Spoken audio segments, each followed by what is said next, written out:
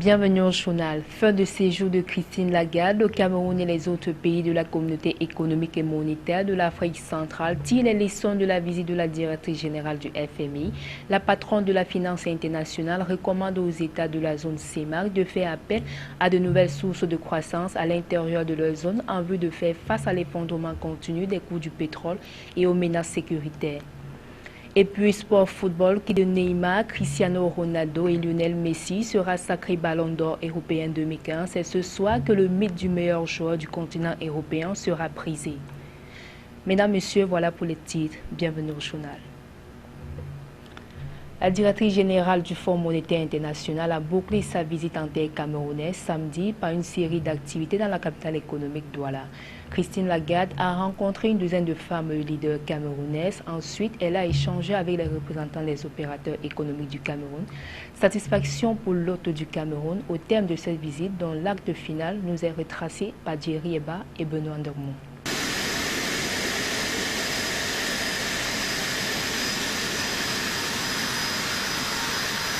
Christine Lagarde termine sa visite au Cameroun par la capitale économique Douala.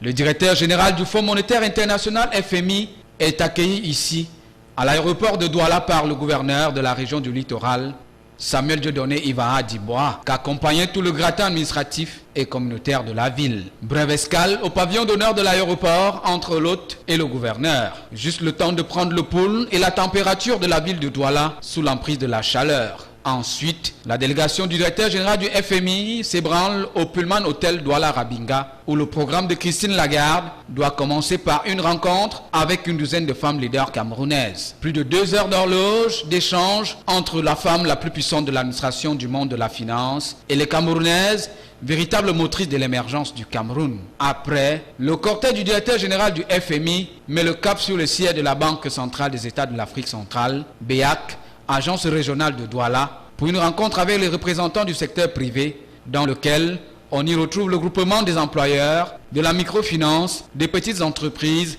et surtout des acteurs majeurs de la société civile camerounaise. De tous ces échanges, Christine Lagarde recommande une prise en main par les responsables des opportunités économiques qui font du Cameroun une exception dans la sous-région Afrique centrale. Le programme de la visite de Christine Lagarde à Douala a eu un cachet particulier avec le côté charité, qui a conduit sa délégation au siège de l'association Main dans la Main, 6 au quartier Bonamou Sadi dans l'arrondissement de Douala 5e. Madame le directeur général va y remettre un don financier à hauteur de 7 500 $, soit 4,5 millions de francs CFA. Christine Lagarde a ainsi bouclé sa visite au Cameroun sous un air de satisfaction au regard de l'enthousiasme qu'elle a affiché tout au long de son séjour de 24 heures dans la capitale économique, Douala. Le Cameroun et les autres pays de la communauté économique et monétaire de l'Afrique centrale tirent les leçons de la visite de Christine Lagarde. La patronne de la finance internationale a recommandé aux États de la CEMAC de faire appel à de nouvelles sources de croissance à l'intérieur de leur zone en vue de faire face à l'effondrement continu des coûts du pétrole et aux menaces sécuritaires. Voici résumé les différentes rencontres qui ont meublé le séjour de la directrice générale du FMI au Cameroun, Donna Ayusoa.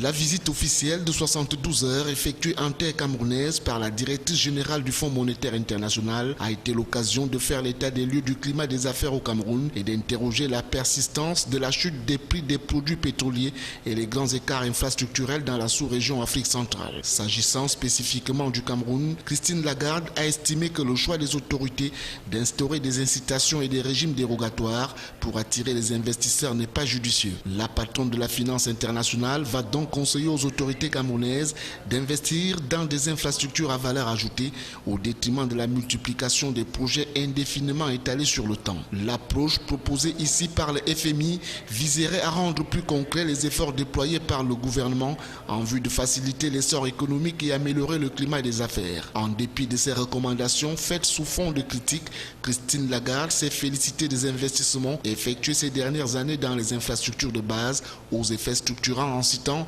le port en eau profonde de Kribi et le barrage de Lompangar. S'adressant au ministre des Finances de la zone CEMAG, la directrice générale du Fonds monétaire international a souhaité que les pays de cette communauté économique fassent appel à de nouvelles sources de croissance à l'intérieur de leur zone en vue de faire face à l'effondrement continu des cours du pétrole et aux menaces sécuritaires. Aussi, va-t-elle indiquer qu'un vaste programme de réformes centré sur la diversification et l'intégration régionale s'impose afin de rétablir une forte croissance et la rendre inclusive, ce d'autant plus qu'il n'y a pas à perdre de vue que selon les estimations du Fonds monétaire international, la croissance dans la zone CEMAC devrait être de 2% en 2016, soit 40 points de base en dessous des 2,4% annoncés par la BEAC en décembre dernier. Autre chose à présent, près de 300 réfugiés nigériens renvoyés dans le pays. L'opération s'est déroulée le 9 janvier dans la capitale régionale de l'extrême nord, Maroua. Essayant de se mettre à l'abri des atrocités de la secte islamiste Boko Haram, ils sont arrivés il y a quelques jours dans la localité de Mémé, département du Mayo-Sava, frontalier avec le Nigeria.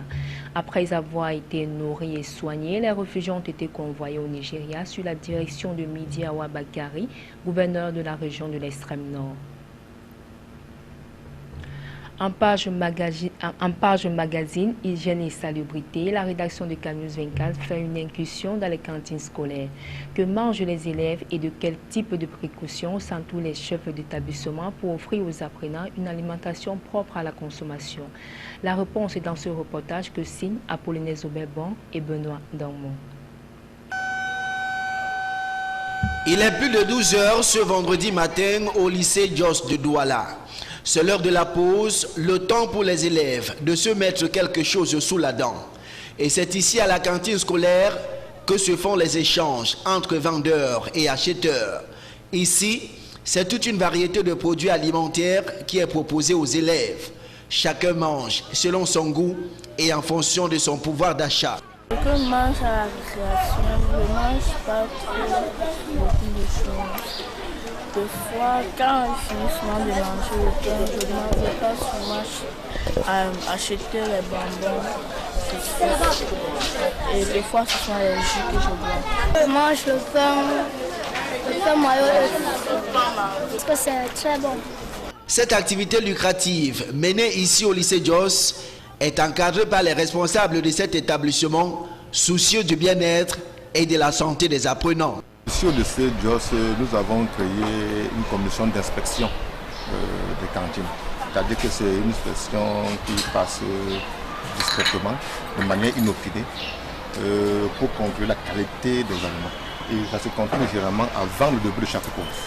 Et avant que le marché ne soit ouvert, avant que la pause commence, il y a cette commission qui passe sur le marché. Cette commission qui goûte les aliments, apprécie et décide si on peut les offrir aux enfants ou pas. Au-delà de toutes les précautions qui sont prises pour offrir aux élèves une alimentation saine et de qualité, les responsables du lycée Jos de Douala mettent également un point d'honneur sur la santé des vendeurs. Il y a tout un service médical qui vient par la suite s'assurer sur la vendeuse maintenant. Possède respecte toutes les mesures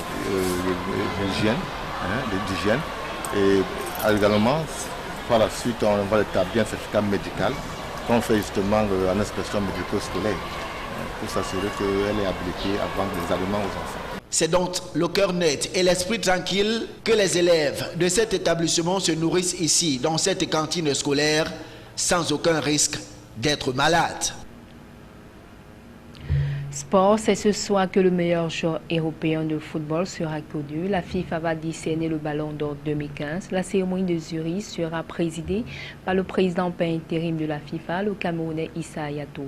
3 joueurs sont en lice, le Brésilien Neymar, le Portugais Cristiano Ronaldo et le favori Lionel Messi. Michel Ateba.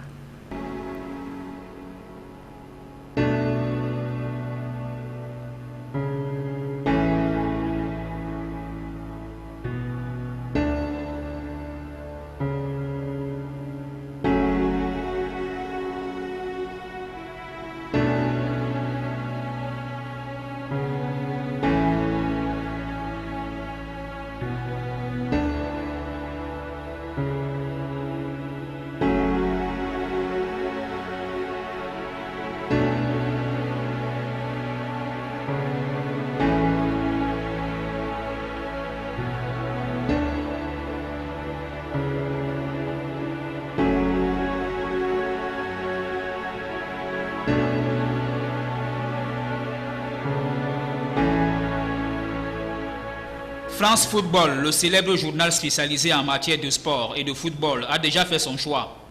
Lionel Messi est bien parti pour recevoir son 5e sacre ce soir, 19h, temps universel. Le journal s'est appuyé sur la saison extraordinaire de l'Argentin en club. Champion d'Espagne, détenteur de la Coupe d'Espagne, de la Ligue des champions UEFA, la Supercoupe et le Mondial des clubs. Avec l'Argentine, Lionel Messi a atteint la finale de la Copa América avant de tomber face au Chili. En individuel, Lionel Messi, c'est 43 buts en Liga, 5 de moins que Cristiano Ronaldo et 10 en Ligue des champions pour 58 buts au total, toutes compétitions confondues. En clair, face aux deux autres rivaux que sont Neymar et Cristiano Ronaldo, Lionel Messi est largement au-dessus de la mêlée. Seront également décernés ce soir le prix de la joueuse de l'année de l'entraîneur pour le football masculin et féminin, le prix d'honneur, celui du président de la FIFA, la distinction Fair Play, mais aussi le prix Puskas pour l'auteur du plus beau but de l'année. Là aussi, Lionel Messi est en lice, ainsi que l'équipe type 2015.